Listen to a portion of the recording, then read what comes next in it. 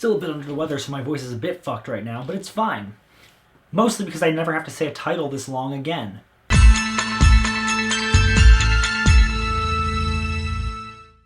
It doesn't bother you that people died here? Well, I mean, putting on a show like you guys are?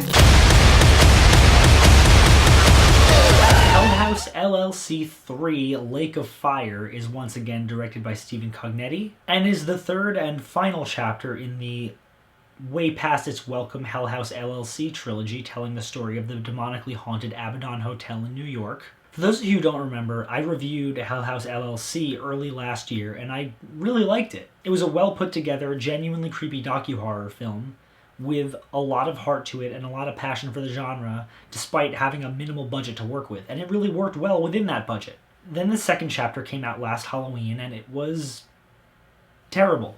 So now we're here with Lake of Fire, the third installment in this franchise, and honestly, it's marginally better than the Abaddon Hotel, but it's still really bad. Lake of Fire takes the same quasi-meta film approach that Abaddon Hotel did, where it treats the first two films in the franchise as legitimate documentaries within the world of the film. This time, the hotel has been bought by a billionaire for the sake of putting on a live interactive show there, and a new documentary crew comes out to document it. And from there on out, it's basically the first movie all over again.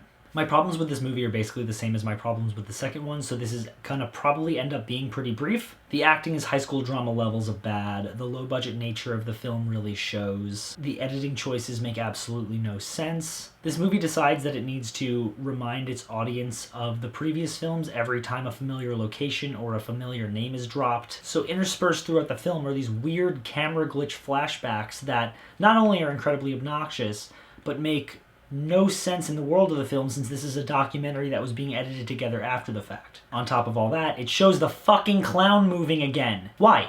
Why is it so hard to just have it subtly changing positions off camera like the first movie did? The ambiguity of that and the lack of any definitive answer, the unknown factor there is what made it so creepy in the first movie. And it was ruined in the second movie when they showed it walking around. And it's ruined again in this movie when they show it moving around of its own volition. Now this movie does make up for that when it has a few creepy moments here and there. The design and atmosphere of the Heaven hallway is actually really eerie. And the one shot we get of Ghost Jessica out of focus in the doorway is really creepy. Until 3 seconds later when they zoom in and focus on her and she just looks like she's wearing bad kabuki makeup. Also, the scene at the bar prior to opening night is really tense and well directed, and one of the few instances in this movie where it does make use of its bigger budget. But honestly, my biggest problem with this movie is just that it ends up being a rehash of the first film right down to its ending. But where the first film benefited from the ambiguity of what happened on opening night, this movie just overtly shows it with really bad gore and really bad sound design, and it looks really cheap and more like a student film than the first film did, even though the first film had a much smaller budget. Sure, this movie gives some definitive answers and fleshes the lore out a bit, but what does that really matter when the conclusion of the story is so anticlimactic and disappointing? The lack of answers is what made the first film so appealing and so creepy. Andrew Tully is just a really lame villain who essentially just boils down to creepy bald guy who monologues about Satan for like 5 minutes. Also, this movie does my least favorite thing in any franchise, where it reveals that the answer to this trilogy was a character who was just introduced in this movie?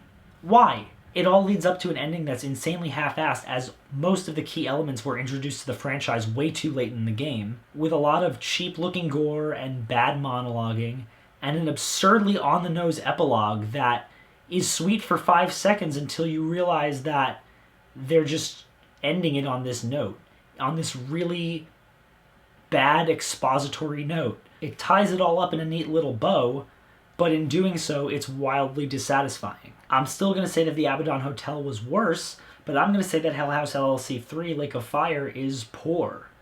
Honestly, I wouldn't recommend checking it out unless you, for some reason, really enjoyed the second movie or you're just dying to know how this franchise ends. It's lame, it's anticlimactic, and I still stand by my belief that the first one is the only one that's worth watching. As always, guys, thank you so much for watching. If you like this channel and you want to see more, click down there, like, comment, subscribe. I've got a Patreon link down in the description if you want to donate to this channel and help us grow and develop and make new, better quality content. If you want to be like these cool people right here, please consider donating. Even $1 would help. I would really appreciate it. You can watch me suffer through more films like this, but even if you don't, thank you so much for watching anyway, and I'll see you all very soon. More souls for our lake of fire.